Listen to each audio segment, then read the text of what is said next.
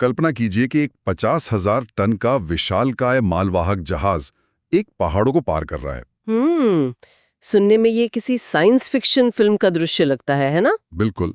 लेकिन असल में इंसान ने पानी की लाखों लीटर ताकत का इस्तेमाल करके एक ऐसा वाटर एलिवेटर बनाया है जो जहाज़ों को सचमुच पहाड़ों के ऊपर से उठा लेता है। हम बात कर रहे हैं पनामा नहर की। सही कहा।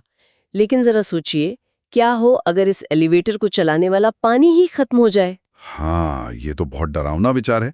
और दूसरी तरफ एक ऐसे पक्षी के बारे में सोचिए जो बिना रुके बिना सोए 11,000 किलोमीटर उड़ता है, लेकिन किसी एक छोटे से दलदल के सूख जाने से उसकी पूरी प्रजाति विलुप्त होने की कगार पर आ जाती है।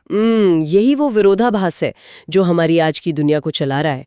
चाहे वो प्रकृति द्वारा बनाई गई विशाल प्रणालियां हो या फिर इंसान के बनाए जटिल व्यापारिक मार्ग। हाँ, बाहर से ये कितने भी ताकतवर क्यों ना लगें, अंदर से किसी एक छोटी सी कमजोरी पे टिके होते हैं। एग्जैक्टली। और इसी कमजोरी को समझना एक प्रशासक के लिए बहुत जरूरी है। तो आज के इस गहन विश्लेषण में हम इन्हीं विशाल प्रणालियों की छिपी हुई कमजोरियों को डिकोड करेंगे। सभी यूपीएससी उम्मीदवारों का आज के इस सत्र में बहुत बहुत स्वागत है। बिल्कुल, सभी का स्वागत है। आज दिनांक है 25 मार्च 2026 और ये हमारी डेली करंट अफेयर्स सीरीज का पार्ट 1 है।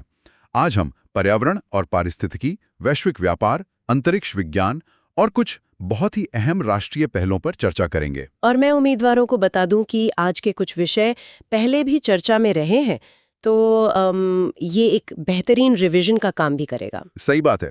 हमारा लक्ष्य सिर्फ तथ्यों को रटना नहीं है, बल्कि प्रीलिम्स और मेंस दोनों के लिए इन विषयों के अंतर संबंधों को समझना है। हाँ, क्योंकि यूपीएससी हमेशा डॉट्स को कनेक्ट करने पर फोकस करता है। बिल्कुल। तो बिना कोई समय बर्बाद किए सभी उम्मीदवारों से अपील है कि अपनी तैयारी को निर्बाध रूप से चलाने के लिए इस चर्चा को अभी लाइक और सब्सक्राइब कर लें। तो चलिए सबसे पहले इकोलॉजी से शुरू करते हैं। हाँ, हम बात कर रहे हैं पश्चिमी घाट की पारिस्थितिकी की, जो कि बहुत संवेदनशील है। यहाँ अग्नाशिनी नदी का जिक्र आता है। अग्नाशिनी, जिसका अर्थ ही है पापों का नाश करने वाली। ये कर्नाटक के गढ़ीहल्ली से निकलती है। हाँ, सिरसी के पास से। और सबसे खास बात यह है कि ये दुनिया की चुनिंदा मुक्त बहने वाली यानी फ्री फ्लोइंग नदियों में से एक है। बिल्कुल।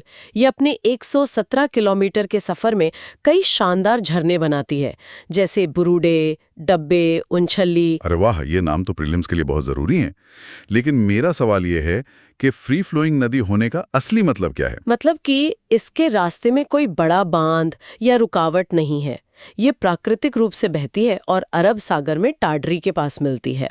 जहां ये अग्नाशिनी एस्चुरी बनाती है ना?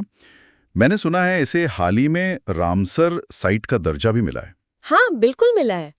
और यहीं पर सबसे हैरान करने वाली बात यह है कि यूनेस्को ने केंद्र सरकार को एक चेतावनी दी है। अच्छा, यूनेस्को ने क्यों चेतावनी दी? क्योंकि यहाँ अग्नाशिनी वेदवती नदी जोड़ो परियोजना प्रस्तावित है। यूनेस्को का कहना है कि इस रिवर लिंकिंग प्रोजेक्ट को विश्व विरासत संरक्षण मानकों का सख्ती से पालन करना चाहिए। मैं समझ रहा हूँ। अगर हम इसकी तुलना करें तो ये नदी प्रकृति के एक बिना रुकावट वाले हाईवे की तरह है। सही कहा, एक नेचुरल हाईवे। अगर आप इस हाईवे के बीच में कोई बैरिकेड लगा देंगे या पानी को किसी रिवर लिंकिंग प्रोजेक्ट के तहत मोड़ देंगे तो ये प्राकृतिक बहाव पूरी तरह बाधित हो जाएगा। एग्जैक्टली। और एस्चुरी के नाजुक इकोसिस्टम को मीठे पानी की जरूरत होती है। पानी मुड़ा तो मैंग्रोव्स और मछलियां सब खतरे में आ जाएंगे। ये तो सच में चिंता का विषय है। आवास या हैबिटेट के नुकसान की बात करते हुए चलिए वैश्विक स्तर पर पक्षियों की स्थिति की ओर रुख करते हैं। हाँ, ये भी पर्यावरण से जुड़ा एक बहुत गंभीर मुद्दा है। मैंने एक पक्षी के बारे में पढ़ा, हडसोनियन गॉडविट। इसकी आबादी पिछले 4 दशकों में 95% तक गिर गई है। ये सैंडपाइपर परिवार का एक पक्षी है। इसका वैज्ञानिक नाम लिमोजा हेमिस्टिका है। लिमोजा हेमिस्टिका। ये पक्षी सच में मुझे बहुत हैरान करता है। वो इसलिए क्योंकि ये आर्कटिक और कनाडा या अलास्का के बोरियल क्षेत्रों में प्रजनन करता है और सर्दियों में दक्षिण अमेरिका के पेटागोनिया तक जाता है। मतलब 11,000 किलोमीटर की लगातार उड़ान, बिना खाए पिए, बिना सोए। इतने ताकतवर पक्षी को सबसे बड़ा खतरा किस चीज से हो सकता है? ये बहुत ही जटिल मामला है। जलवायु परिवर्तन, और कई देशों में फैले इसके आवास का नुकसान इन दोनों का एक मिश्रण है। अच्छा, तो क्या रास्ते में इसके रुकने की जगह खत्म हो रही हैं? बिल्कुल, IUCN ने इसे वल्नरेबल स्टेटस दिया है। जब ये उड़ान भरता है तो इसे रास्ते में आराम करने और ऊर्जा जुटाने के लिए कुछ खास वेटलैंड्स चाहिए होते हैं। और अगर विकास या खेती की वजह से वो वेटलैंड सूख गए तो पक्षी की यात्रा वहीं खत्म? हाँ, यही वजह है कि इतनी लंबी उड़ान भरने वाला इतना मजबूत पक्षी आज खत्म होने की कगार पर है। हाँ, लंबी यात्राओं और भौगोलिक बाधाओं को पार करने की ये बात मुझे सीधे हमारे अगले विषय की ओर ले जाती है। मानव निर्मित वैश्विक यात्राओं का सबसे बड़ा उदाहरण? पनामा नहर। बिल्कुल, पनामा नहर। हाल ही में खबरें आई हैं कि ये अपनी चरम क्षमता यानी टॉप कैपेसिटी पर काम कर रही है। इसका बड़ा कारण भू राजनीति है। ईरान युद्ध और मध्य पूर्व के तनाव के कारण LNG जहाजों का ट्रैफिक लाल सागर से हटकर यहाँ बहुत बढ़ गया है। हाँ, और पनामा नहर का ऐतिहासिक महत्व भी तो बहुत है। बिल्कुल, 1914 में अमेरिका द्वारा इसका निर्माण किया गया था। ये 40 मील लंबा मानव निर्मित जलमार्ग है जो अटलांटिक और प्रशांत महासागरों को जोड़ता है। और जहां तक मुझे याद है 1999 में इसका नियंत्रण पनामा को सौंप दिया गया था। सही कहा आपने। चलिए इसको थोड़ा विस्तार से समझते हैं। हमने शुरू में इसे वाटर एलिवेटर कहा था। हाँ, लॉक सिस्टम। ये काम कैसे करता है? मतलब क्या जहाजों को सच में ऊपर उठाया जाता है? अगर हम इसको बड़े परिदृश्य से जोड़कर देखें तो ऐसा इसलिए करना पड़ता है क्योंकि प्रशांत महासागर की ऊंचाई अटलांटिक से थोड़ी अधिक है। ओहो, मतलब दोनों तरफ के पानी का स्तर बराबर नहीं है? बिल्कुल नहीं। अगर नहर को सीधा खोल दिया जाए तो धाराएं इतनी तेज होंगी कि जहाज बह जाएंगे, इसलिए लॉक्स बनाए गए हैं। तो जहाज एक लॉक में जाता है, फिर उसमें पानी भरा जाता है ताकि वो पहाड़ की ऊंचाई तक उठ सके। एग्जैक्टली, और फिर उसे दूसरी तरफ के लॉक से नीचे उतारा जाता है। ये तो बहुत सारा पानी इस्तेमाल करता होगा। हाँ, हर एक जहाज के लिए करोड़ों लीटर ताज़ा पानी। और जब जलवायु परिवर्तन की वजह से सूखा पड़ता है तो ये सिस्टम चरमरा जाता है। मतलब हमारी ग्लोबल सप्लाई चेन कितनी संवेदनशील है। एक तरफ युद्ध, दूसरी तरफ सूखा। चलिए अब पृथ्वी के इन महासागरों से निकलकर जरा अंतरिक्ष के महासागर की ओर बढ़ते हैं। कॉस्मिक ओशन, ये मेरा पसंदीदा विषय है। हाल ही में माइनर प्लैनेट सेंटर यानी MPC ने 15 नए चंद्रमाओं की खोज की घोषणा की है। हाँ, जिनमें से 4 जुपिटर यानी बृहस्पति के हैं और 11 सैटर्न यानी शनि के हैं। ये MPC आखिर है क्या? ये कैम्ब्रिज मैसाचुसेट्स में स्थित है और ये अंतर्राष्ट्रीय खगोलीय संघ यानी IAU के तहत काम करता है। अच्छा, तो इनका काम सिर्फ ग्रहों और चंद्रमाओं का डेटा रखना है? डेटा रिपोजिटरी तो ये है ही। इसमें क्षुद्र ग्रहों, धूमकेतुओं और बाहरी ग्रहों के चंद्रमाओं का पूरा रिकॉर्ड होता है। ब्रह्मांड इतना विशाल है, तो क्या ये संस्था पृथ्वी के लिए किसी संभावित खतरे पर भी नजर रखती है? बिल्कुल, यही इनका सबसे महत्वपूर्ण काम है, नियर अर्थ ऑब्जेक्ट्स यानी NEO की मॉनिटरिंग करना। मतलब वो एस्ट्रॉइड्स जो पृथ्वी से टकरा सकते हैं? हाँ, MPC का विशाल डेटाबेस इन चट्टानों की गति और दिशा को ट्रैक करता है ताकि संभावित खतरों की भविष्यवाणी समय रहते की जा सके। ये तो बहुत जरूरी संस्था है। और चंद्रमाओं और चट्टानों की बात हो रही है, तो चंद्रमा की चट्टानों यानी मून रॉक्स के बारे में हालिया शोध पर बात कर लेते हैं। आप IIT खड़गपुर वाले रिसर्च की बात कर रहे हैं ना? हाँ, IIT खड़गपुर और अहमदाबाद की PRL ने चंद्रमा की टाइटेनियम समृद्ध चट्टानों को डिकोड किया है। टाइटेनियम सच में एक बहुत ही खास मटेरियल है। अगर हम इसके गुणों की बात करें तो ये पृथ्वी की पपड़ी में 9वां सबसे प्रचुर तत्व है। और धातुओं में इसका स्थान चौथा है ना? सही कहा। इसके मुख्य अयस्क इल्मेनाइट और रुटाइल हैं। इसे निकालना बहुत मुश्किल होता है। मुश्किल क्यों? क्या इसे लोहे की तरह गर्म करके नहीं निकाला जा सकता? नहीं, इसे क्रॉल प्रक्रिया यानी क्रॉल प्रोसेस द्वारा प्राप्त किया जाता है। ये मैग्नीशियम रिडक्शन की एक बहुत ही जटिल तकनीक है।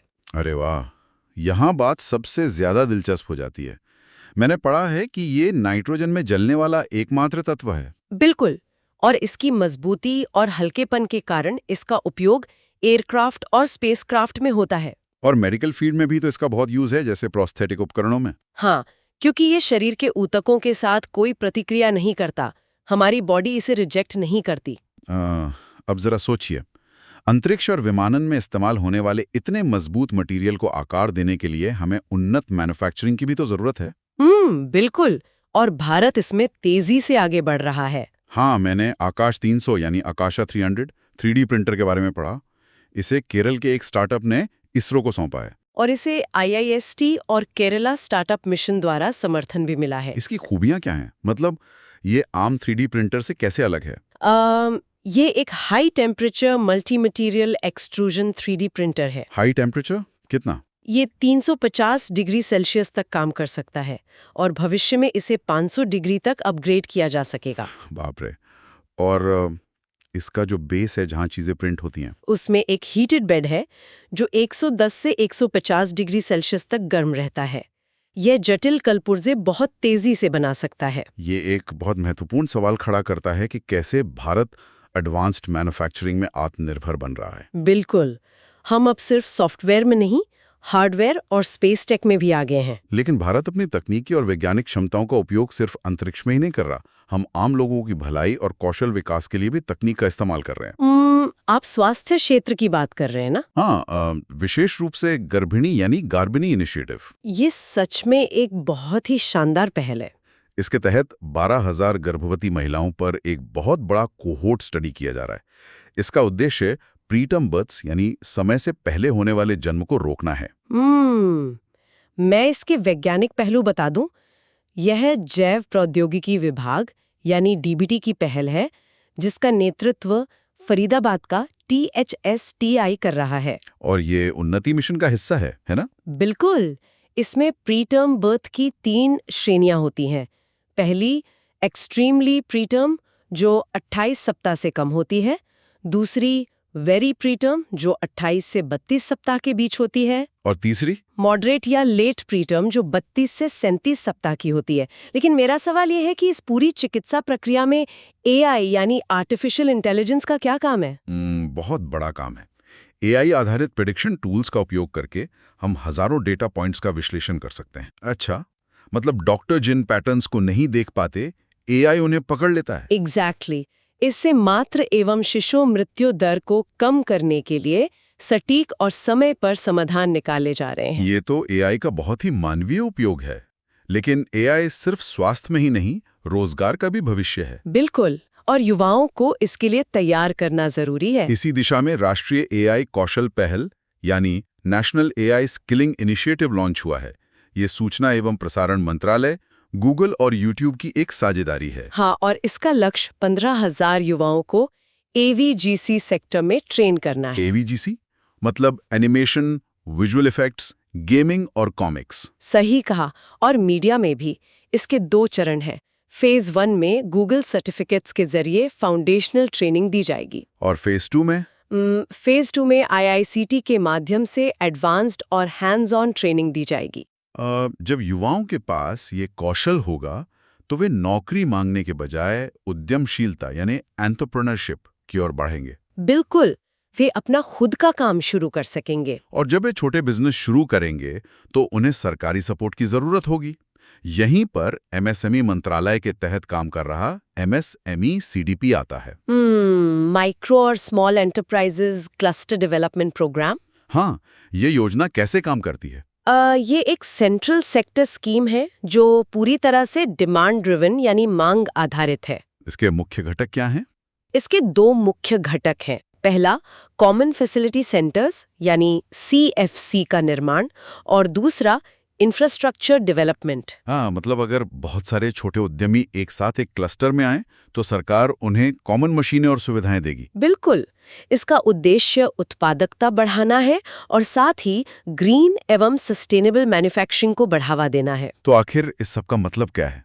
मतलब एक प्रशासक के नजरिए से देखें तो इसका सीधा सा मतलब ये कि कैसे एक छोटे क्लस्टर का विकास देश की पूरी अर्थव्यवस्था को मजबूती देता है।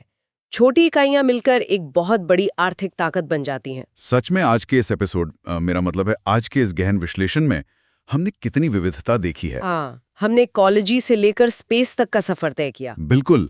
हमने पश्चिमी घाट की अगनाशिनी नदी के एस्चुरी इकोसिस्टम को समझा और हडसोनियन गॉडविट के संघर्ष को जाना। और हमने पनामा नहर के व्यापारिक मार्गों की चुनौतियों को भी डिकोड किया। अंतरिक्ष के नए चंद्रमाओं से लेकर टाइटेनियम और एआई के माध्यम से नवजात शिशुओं की जान बचाने तक और अंत में एमएसएमई क्लस्टर्स तक हमने पूरा स्पेक्ट्रम कवर कर लिया। और आज की इस चर्चा को खत्म करने से पहले मैं श्रोताओं के सोचने के लिए एक नया और गहरा सवाल छोड़ना चाहूंगी। बिल्कुल, बताइए। जरा सोचिए, हम आज एआई की मदद से जन्म की जटिलताओं को सुलझा रहे हैं और 3D प्रिंटिंग से रॉकेट के पुर्जे बना रहे हैं। हाँ, तकनीक बहुत आगे बढ़ चुकी है। तो अगले दशक में जब ये उन्नत तकनीकें हमारी रोजमर्रा की पारंपरिक नौकरियों और शासन प्रणालियों यानी गवर्नेंस सिस्टम्स के साथ पूरी तरह से मिल जाएंगी, तो एक प्रशासक के रूप में आपको किन नई नैतिक और ढांचागत चुनौतियों का सामना करना पड़ेगा? ये एक बहुत बड़ा सवाल है। ये तो सच में सोचने वाली बात है। क्या एआई हमारे नैतिक फैसलों को भी प्रभावित करेगा? उम्मीदवारों को इस विचार पर जरूर मंथन करना चाहिए।